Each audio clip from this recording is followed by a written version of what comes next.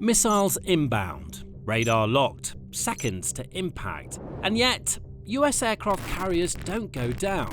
Not because of their size, not even because of the jets on deck, it's the hidden weapons. Now, on the surface, these ships already look unstoppable. US carriers field the most powerful air wings on the planet, up to 75 aircraft from F-35 stealth fighters and Super Hornets to electronic warfare jets and airborne radar platforms. That alone makes them the most dominant naval force in modern warfare.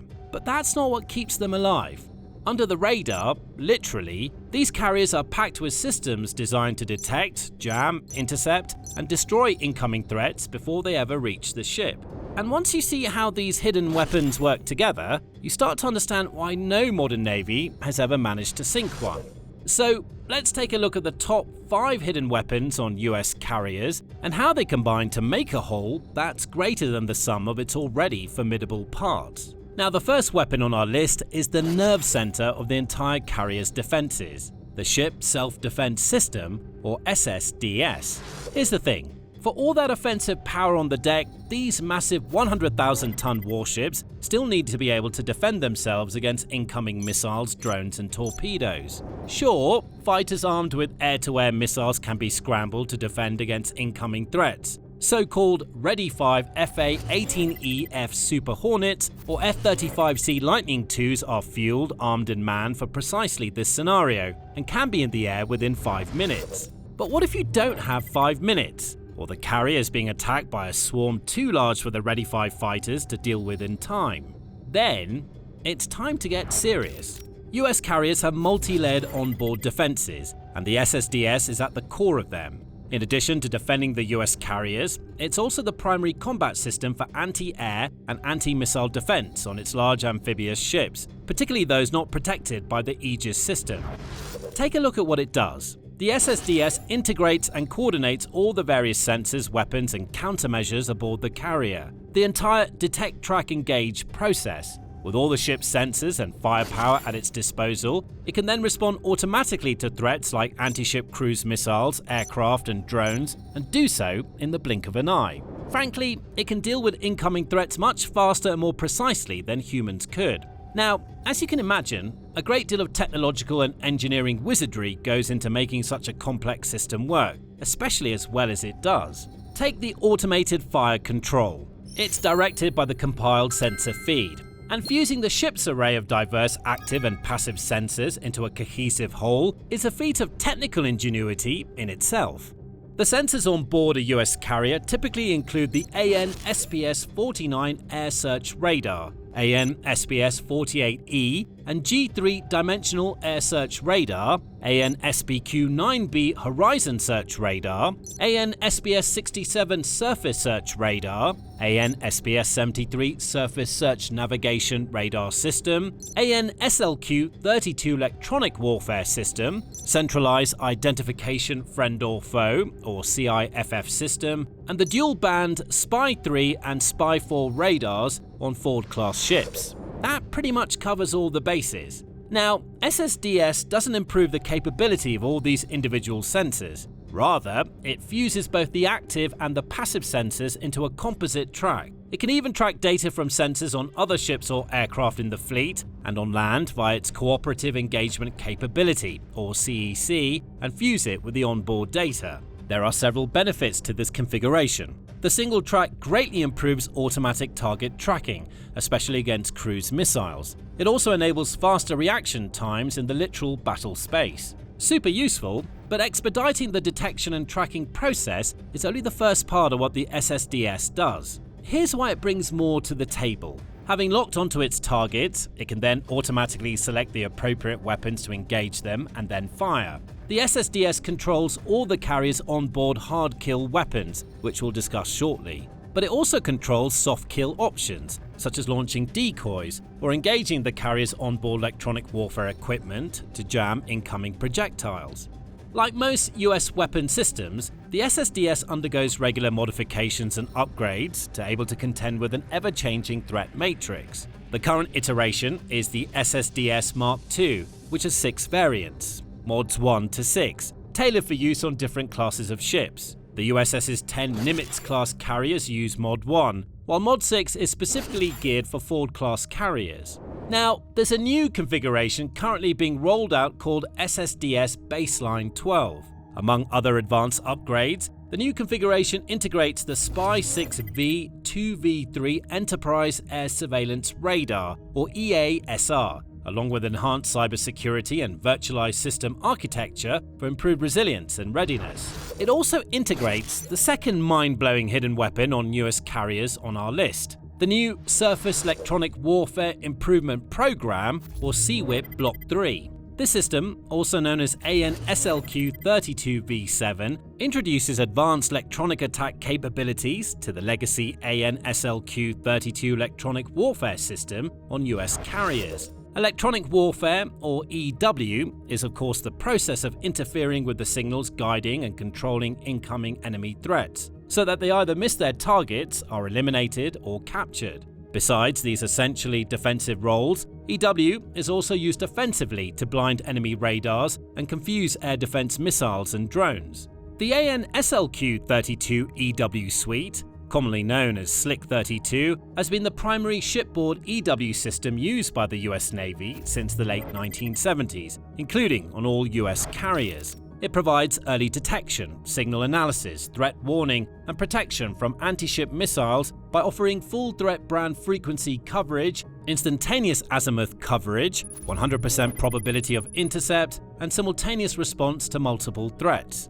It's already as slick as EW suites get. Now, the new CWIP Block 3 upgrade takes the slickness up a couple of notches, like an oil spill on a pristine beach. The CWIP Block 3 upgrade essentially gives carriers a soft kill, unlimited magazine to defeat anti-ship cruise missiles and radio-guided threats, without expending physical interceptors. That means the carrier can preserve its very expensive and relatively scarce kinetic weapons for offensive use, rather than use them up shooting down typically much cheaper drones. The system's Active Electronically Scanned Array, or ESA radar, uses gallium nitride antennas for high-power wideband jamming with 360-degree coverage. And the range and power of these expanded detection capabilities open up an expanded range of precise adaptive responses to evolving threats. The exact ranges at which the latest upgrade can detect and engage targets are classified, but suffice it to say that the system can detect aircraft and missile radar seekers well before they detect the ship. That's down to the CWIP Block 3's high sensitivity receivers and expanded frequency coverage, potentially up to around 40 GHz, including millimeter wave bands. That ultra-wide range enables ultra-early warning and targeting of threats like radar-guided anti-ship missiles. The Block 3 can also work alongside the existing Block 2 suite, providing coordinated jamming from within a unified system for detection, analysis, and active countermeasures. As EW suites go, it's quite something. But it even gets better. That high-powered ESA array lets the Block 3 generate focused pencil beams for precise long-range electronic attack. The beams can jam or deceive multiple incoming missile seekers and targeting radars simultaneously, likely disrupting enemy guidance systems to the radar horizon and beyond. That's handy not just for defending the carrier, but for coordinated fleet defense as a whole. In fact, CWIP Block 3 is specifically designed for deeper integration with other systems, including those not yet developed. It supports SIGINT, communications, and radar functions via its software-defined open architecture, meaning the US can effortlessly integrate it into distributed maritime operations and joint all-domain command and control environments. CWIP Block 3 also supports integration of AI, cognitive electronic warfare, and cyber effects to deal with emerging threats like drone swarms. And to top it all off, it offers real-time performance assessment via Sparta algorithms, allowing the SSDS to continuously optimize countermeasure effectiveness. It might not be the most glamorous of weapons compared to, say, a stealth bomber, but in this age of increasingly technological warfare, it might be the most critical component of a US carrier's defense. You could think of it as the second layer behind the SSDS brain, the one with the longest reach. Now, let's talk firepower and move on to the third weapon on our list, the RIM-116 Rolling Airframe Missile, or RAM. The RIM-116 is a lightweight, quick-reaction fire-and-forget surface-to-air missile developed cooperatively by the US and Germany. It serves as a critical point defense system for naval vessels because it's specifically designed to destroy anti-ship cruise missiles, drones, aircraft, and other asymmetric threats at close range. It's not just any old missile. Its popularity speaks for itself. First deployed in 1992, the three different variants, RIM 116 or Block 0, 116B or Block 1, and 116C or Block 2, are operational on over 100 ships across the US, German, Japanese, South Korean, Greek, Turkish, Egyptian, Saudi Arabian, UAE, Mexican, and other allied navies.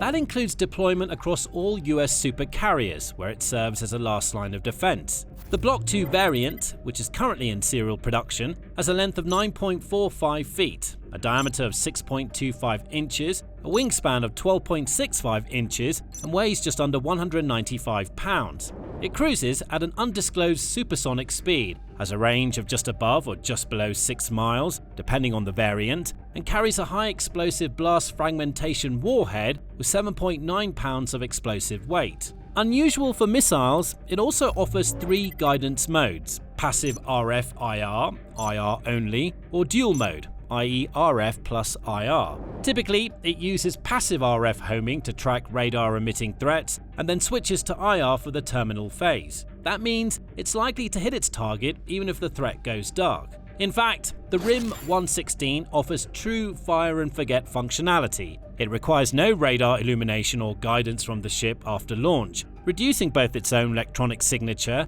and the SSDS's workload. The missile is launched from the Mk-49 guided missile launching system and can engage targets within seconds of detection, crucial for the last line of defense role. The Mk-49 fits on crowded carrier decks without major modifications and can fire 21 RIM 116s in a salvo, meaning multiple threats can be engaged simultaneously and almost instantaneously. Needless to say, those are compelling features, especially since they make the RIM 116 rather effective against low-skimming missiles, which are notoriously difficult to track and hit. What makes this missile so effective is its rolling airframe design, which gives it exceptional agility and guidance precision. The RIM 116 rolls during flight, allowing its canards to provide omnidirectional control with fewer moving parts. Block 2 has 4 canards for extra control. Earlier variants had 2. In terms of agility, the rolling action enables the missile to execute rapid high-G turns to intercept fast maneuvering threats, like supersonic anti-ship missiles. But the rolling action also greatly improves guidance accuracy.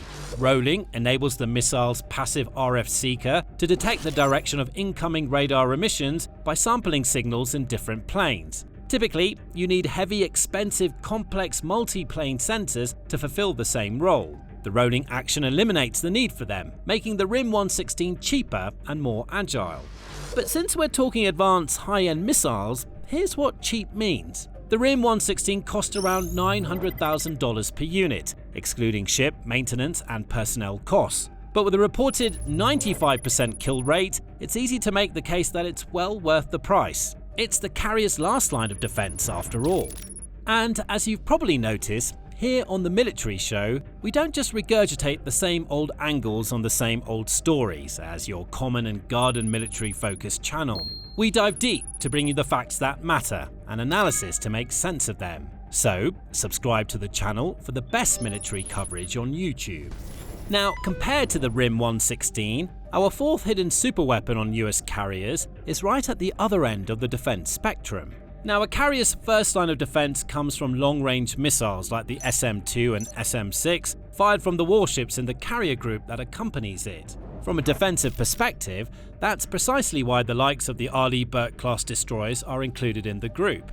But on the carrier itself, the ESSM Block 2 is the longest-range onboard kinetic weapon system, is a close second. So let's compromise and call it the carrier's medium-range point defense. The ESSM Block 2, or to give it its full name, the Raytheon RIM 162 Evolved Sea Sparrow Missile Block 2, is a medium-range shipborne interceptor developed by Raytheon for the US Navy and NATO allies. Entering service in 2020, it's the latest iteration of NATO's long-standing Sea Sparrow program, designed to counter a wide spectrum of aerial threats, including maneuvering supersonic anti-ship missiles. It's in full-rate production and operational with the US, Australia, Canada, Denmark, the Netherlands, Norway, Turkey, and other NATO nations. The Block 2 variant incorporates an active X-band radar seeker in combination with a semi-active mode, allowing target engagement without continuous illumination from the launch platform's fire-controlled radar. Much like the RIM 116, this terminal homing mode increases tactical flexibility in contested and saturated environments, and increases the ESSM's effectiveness against drone swarms, low-skimming anti-ship missiles, and even fast-moving patrol boats. The big difference compared to the RIM 116 is that the ESSM Block 2 has a range of around 27 nautical miles and carries a much larger payload, an 86-pound blast fragmentation warhead with a proximity fuse. That extra range, coupled with the same kind of high-tech features as the RIM 116, is what makes the ESSM Block 2 such an ideal fit as the carrier's medium-range point defense.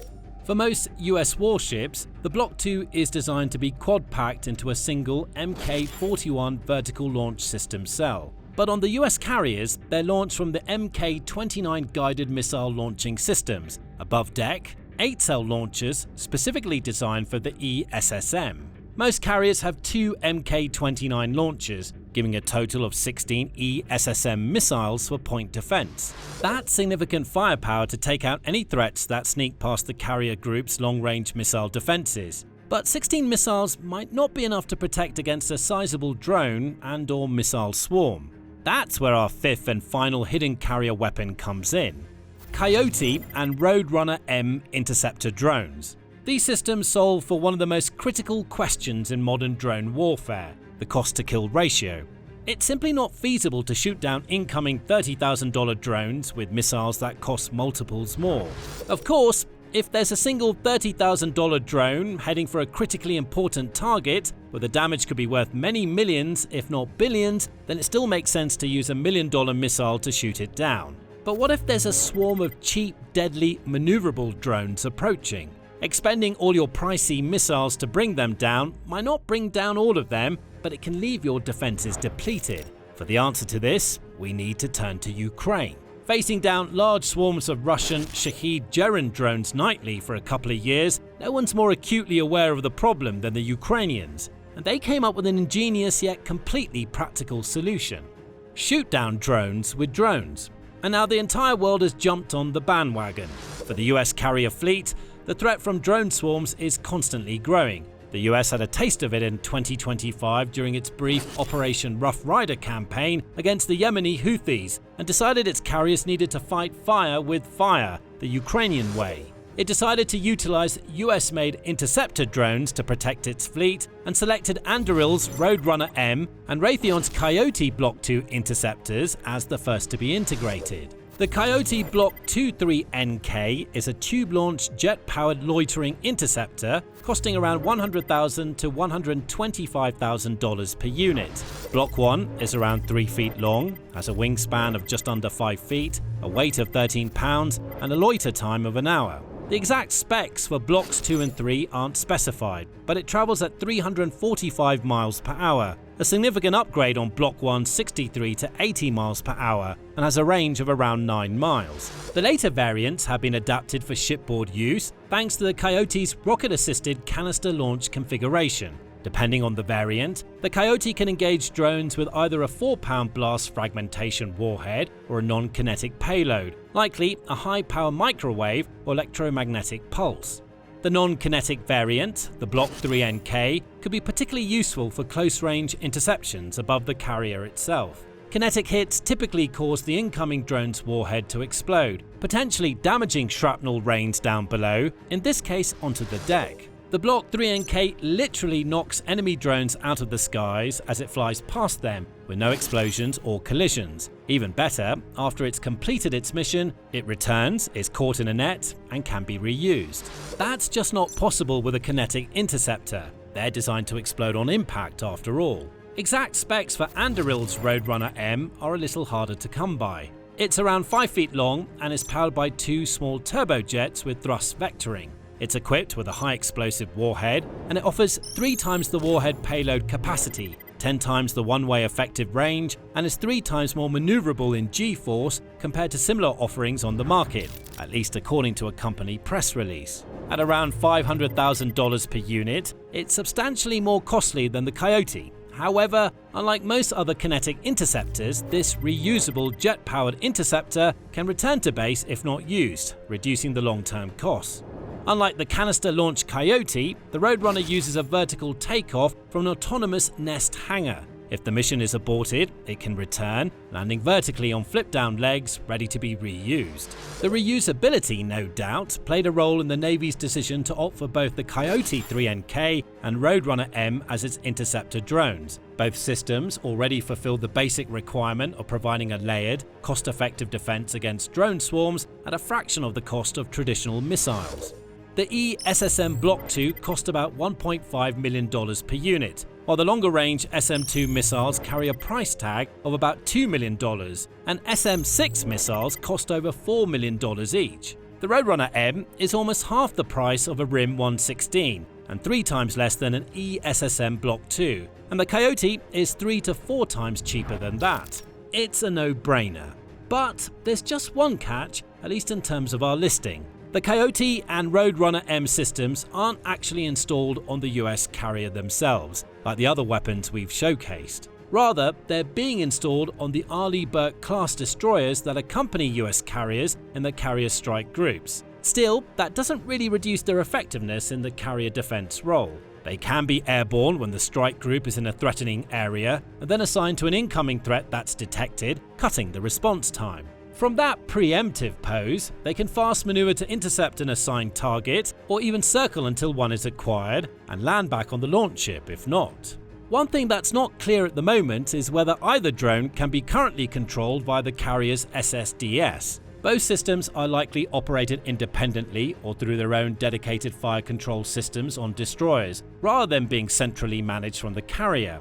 Still, if we put all 5 hidden weapons systems together, it makes a comprehensive multi-layered defense that should protect carriers against any incoming threats. Those threats first have to get past the long-range missiles fired by the carrier's accompanying destroyers, engaging them from up to 200 miles away. They then have to somehow slip past the CWIP Block 3's signal jamming and direct electronic attacks, starting from on or beyond the horizon. Get past the jamming, and they'll have the ESSM Block 2s to contend with from around 27 miles out. And if they somehow make it through all of that, RIM 116s and interceptor drones are waiting to mop up.